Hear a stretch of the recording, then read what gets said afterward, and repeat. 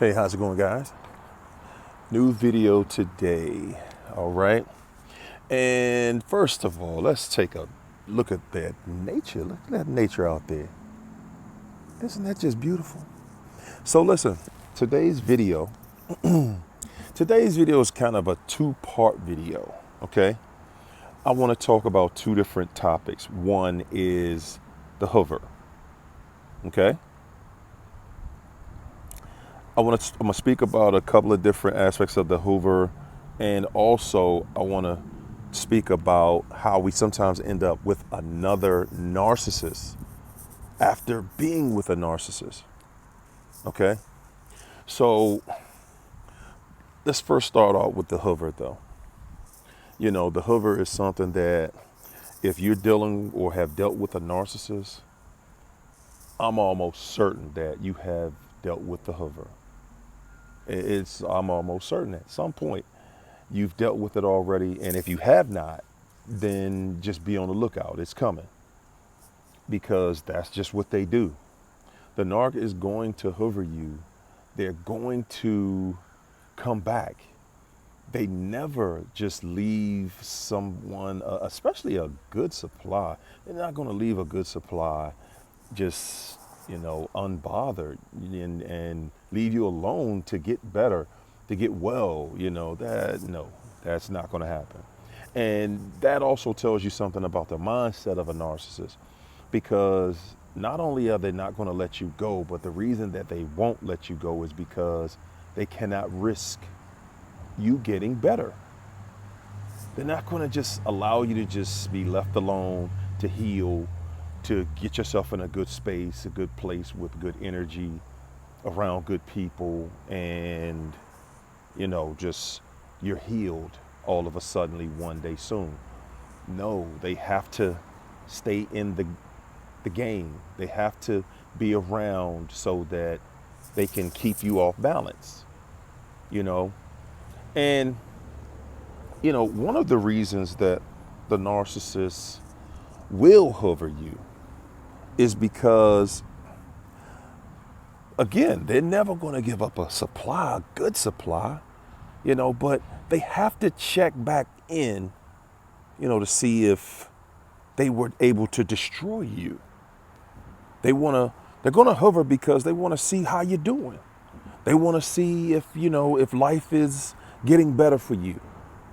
They want to see if you're over them, or if what they have done, because we all know that if you were dealing with a narcissist, they've done something so trifling, so disrespectful, that it requires you at this point to leave them alone. It requires you to back away and stay away. It requires you to separate and sever all ties with a narc. So while you're sitting back and you're waiting, when are they going to come back around? When are they going to this and that? Because some of us are actually waiting for the narc to hover. And you're wondering, why haven't they hovered me yet? Or what's going on? Or you've been hovered and you're wondering, when is it going to happen again? Because I know I've said in other videos, they're never going to let you go. And I know I'm not the only one who says that. They're always going to be around. And we have people, the reason we say that is because we have people in stories, people that we have talked to. I know I do. I have people that I have talked to that have told me that they've seen people get hovered 30 years after a discard with a narcissist. 30 years later, the narcissist is still around, still thinking that they are sick, man. They are sick. So they're never going to let you go. They're still watching you. They're still paying you attention, even though you don't see them, because if you're not checking for them, then usually you're not going to see them and you're not going to see what they're doing. But they are checking for you. Know that. They are checking for you regularly, okay? Don't think you got away with anything, because they are watching everything. They got their pad and pen and they're writing down everything. They're taking names and numbers. Okay, you have your own little stenographer, believe it or not. Okay, they are watching. They're watching every move you make. But sometimes you don't get that hover. And the reason you don't get the hover is because the narcissist knows, sometimes the narcissist knows you're not in a place where you're accessible to a hover. Meaning, and what I mean by that is that they're not going to jump out there. See, a narcissist, when they hover, they have to put a lot of energy into that acting job, okay? It requires a lot to make it believable. They have to give you everything that they have. And if they fail, that's a lot of energy that they just exhausted on you for nothing. So they have to make it believable, and you have to be in a place. They have to feel that you're in a place that you will accept the hover. They have to feel that out. And if they don't feel that from you, then 9 times out of 10, they're not going to hover you. If they don't feel that opening, they need to see a place where they can jump in and say, I can get in right there. You know, they're going through a serious trial in life again. Gone through another bad relationship, you know, and that's usually when they catch you, when you're going through another bad relationship. Because see, a narc is always going to be available because they always were available. Even when they were with you, they were available to other people, their other supplies. So a narcissist is always going to look at it like, you know, they're just going to wait it out. You know, they know most of the time, if you didn't take your time, if you didn't do your due diligence in getting better, getting yourself in a better place mentally, spiritually, financially, physically, then you're going to be right back in that place where they can come back and get you. And they're banking on that. And as soon as they see the opening, as soon as the narc sees the opening, they're going to run with it. They're going to run with it. They're not going to just sit there and just be like, oh, wow, look at that. They're going to jump they're going to pounce, and they are going to be all over you, and you're going to be, and likely go back to them if you're in a bad enough space. If they can catch you in a bad enough space, a lot of times you'll get weak and go back. They'll touch that soft spot, and the next thing you know, you're right back into an entanglement with with your ex-narc. You know, and just remember, a lot of times they don't hover you because you're in such a good place. See, again, people, the narcissist depends on you being in a bad place. They need that low vibration. They need to feel that low vibration from you in order for them to feel like they can come back. Okay?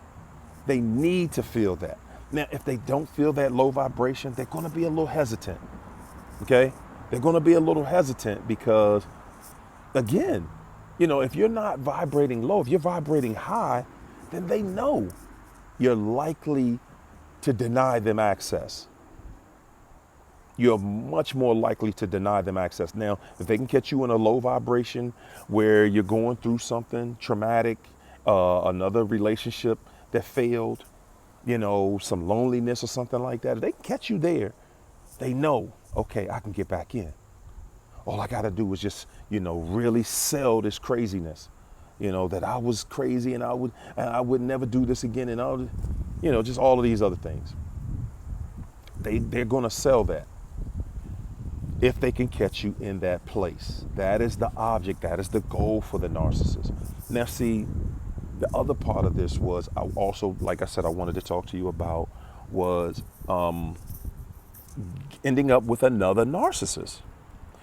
That is something that you are definitely open to when you don't do the work, when you don't do the mental work, when you don't study, when you don't, you know, get your mind right, when you don't start to work on your entire program, when you're not fed up with the narcissist, when you're not totally done with that manipulation, when you're trying to get the narcissist back, when you're on payback, when you're on get back. A lot of times you're going to run out here trying to just make a desperation pick, and you're going to jump on somebody. You're going to do the exact same thing the narcissist did. They were already running with somebody. And so you're going to run to somebody as well, and you're going to make that desperation pick. And the next thing you know, you're right back with another narcissist, right back in the same craziness. And you're trying to figure it out again. How did this happen again? This person started out so great. It started out so this. It started out so that. And you're right back in the same mess again. And that's how it happens when you don't take your time. People, you got to take your time. When you're ready, mentally ready, physically ready, financially, spiritually ready for a relationship, that's when you should be out here trying to pursue a relationship. Before that, no. And I say no because you'll end up right back with another narc. And then when the narc sees you with another narc that's mistreating you, you're ready to negotiate. You're thinking, I was doing better with the ex-narc. That's why you have to wait, get yourself together, do the work. Do the work. The work isn't that hard. Anything worth having is worth working hard for. And if you want your life to be right, then it's worth working hard to achieve that. It's worth the sacrifice. Don't just sell yourself cheap. Don't sell yourself short just to have company, just to be in the company of somebody else. It's going to work out bad for you. That's the reason the narcissist is going to always hover you, because they're always going to make a desperation pick. They're always going to run to somebody else and pretend that it's better. And it's not. That's not how real life works. That's not how you get better. You have to work harder to get better. Okay? That's the way real life is set up. So when you want to keep that narcissism and narcissists out of your life, you have to rebuild you. You have to go within self. You have to reconnect with you. That's what this is all about, reconnecting you to your better self and connecting you in a way where you can see the best in you. And you can start to see what you really have to offer. Because see, once you start to realize that you are the prize, when you see that you are the prize, that is when you're going to start making some changes. You're not just going to give yourself away to people that aren't deserving of your best. You're not going to do it. And that is one of the reasons that we end up right back with a narc, when we don't save ourselves for the best that life has to offer, when we just settle, when we just jumping on something, when we make a desperation pick, when we do what the narc did. That's all it's all about, people. Save yourself. It's not going to hurt you to sacrifice just a little bit of your time. You've already sacrificed a lot of it to a narc. Give yourself a little bit just to rebuild. Give yourself some time to rebuild. Be the better person. Be the person that you really want to be. Be the loving, genuine, kind-hearted person that you seek out to be with. Don't just sit back and wait for this hover, wait for this con artist to come back. Because when they come back, they're coming for destruction. They're coming to destroy you. They're not coming back to